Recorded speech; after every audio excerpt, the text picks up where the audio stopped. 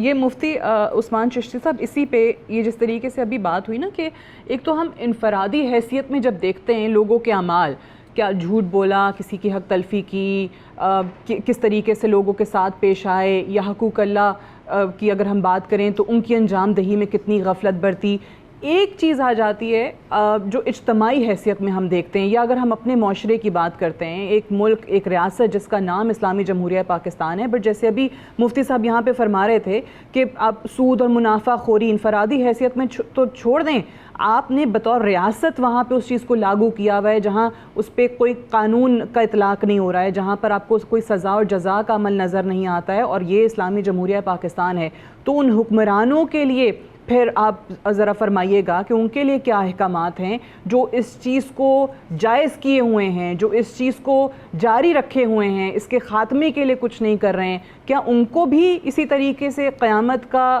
ڈر یا روز محشر کا خوف بھول چکا ہے؟ الحمدللہ الذی زین النبیین بحبیبہ المصطفیٰ ومن علی المؤمنین بنبیہ المجتبیٰ والصلاة والسلام علی رسولہ محمد خیر الورى وعلی آلہ واصحابہ۔ سب سے پہلے میں اپنی بہن سعدیہ اور اپنے سامعین کو دل کی یتھا گہرائیوں سے اس پروگرام کے انعقاد پر مبارکباد پیش کرتا ہوں۔ کیونکہ میں یہ پہلے بتا دوں آپ کو کہ آج آپ کا جو پروگرام ہے یہ صرف تکمیل پاکستان نہیں ہے۔ آج ہم اگر یوں کہیں کہ یہ آج کا جو ہمارا ٹاپک ہے یہ تکمیل پاکستان پلس تکمیل ایمان بھی ہے۔ آپ نے جو سوال فرمایا حکمرانوں کے لیے، اس پر بات کرنے کے لیے میرے پاس سب سے بہترین دور رسول اللہ صلی اللہ تعالی علیہ وسلم، جیسا کہ آپ نے بھی ارشاد فرمایا، میرے دو محترم دوستوں نے بھی، کہ حضور بھی خوف رکھتے تھے۔ تو حضور سے بڑا کوئی حکمران ہے کیا دنیا میں؟ بالکل نہیں۔ سب سے بڑے تو اللہ کے محبوب، اللہ نے آپ کو سلطنت عطا کی زمین کی، تو جب حضور حاکم بننے کے بعد بھی خوف رکھتے ہیں، جو آپ ظاہری حاکم بھی بنے، مدینہ کی ریاست قائم فرمائی، اور باطنی حاکم بھی آپ رہے جی۔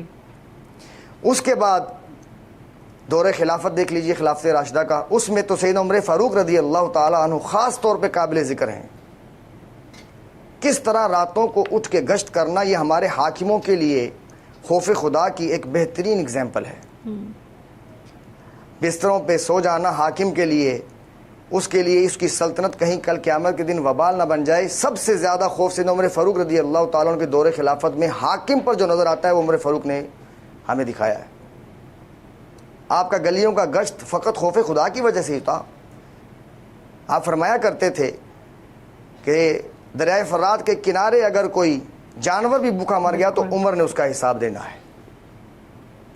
یہ ایز اے حاکم، جب ایز اے پبلک اور ہم عوامی سطح پر اگر بات کریں تو یقین کیجئے کہ خوف خدا کے بغیر ہمیں کوئی چارہ نہیں ہے۔ بالکل۔ اور یہ خوف خدا ترک کرنے کی اثرات ہیں جو آج ہم معاشرتی برائیاں ذکر کر رہے ہیں، جیسا کہ آپ نے سٹارٹنگ میں بڑے اچھے انداز میں معاشرے کی عکاسی کی، تو یہ بے خوف ہونے کے نتائج ہیں۔ حالانکہ خالق کائنات نے جتنی بھی قیامت کے حوالے سے آیات نازل فرمائی ہیں وہ اسی مقصد کے پیش نظر کہ ان کو پتہ چلے اور ان میں خوف پیدا ہو جائے۔ بالکل ٹھیک۔ پھر صرف ہمیں قیامت کے منظر کو دکھا کر ڈرایا نہیں گیا، خوف کی فضیلت بھی بتائی گئی۔ جی۔ جیسا کہ میرے محترم دوست نے آیت کریمہ پہلے تلاوت کی ہے، وَلِمَنْ خَافَ مَقَامَ رَبِّهِ جَنَّتَانِ، ایک یہ آیت اسی کی تفسیر میں، دوسری آیت وَأَمَّا مَنْ خَافَ مَقَامَ رَبِّهِ وَنَهَى النَّفْسَ عَنِ الْهَوَىٰ فَإِنَّ الْجَنَّةَ هِيَ الْمَأْوَىٰ۔ اب یہ خوف خدا کی فضیلت میں ہے کہ جس شخص نے اللہ کا خوف رکھا، اس کی بارگاہ میں کھڑے ہونے سے ڈر گیا، اس کے لیے جنت۔ ایک آیت میں، دوسری میں وَلِمَنْ خَافَ مَقَامَ رَبِّهِ جَنَّتَانِ، اس کے لیے دو جنتوں کا وعدہ۔ تو میں یہ کہنا چاہتا ہوں، چاہے حکمران ہو یا چاہے عوام ہو، خوف خدا کا ترک کرنا ہمیں باغی بناتا ہے، نافرمان بناتا ہے، اور خوف خدا اپنانا ہمیں دنیا میں اللہ کا فرما بردار اور آخرت میں جنتی بناتا ہے۔ میں اپنی گفتگو کو ایک حدیث پر اختتام کرنا چاہوں گا۔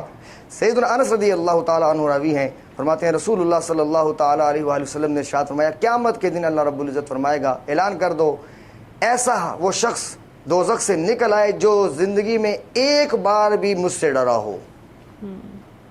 دوزخ میں گیا ہوا شخص وہ وہاں سے نکل آئے گا خوف خدا کی برکت سے.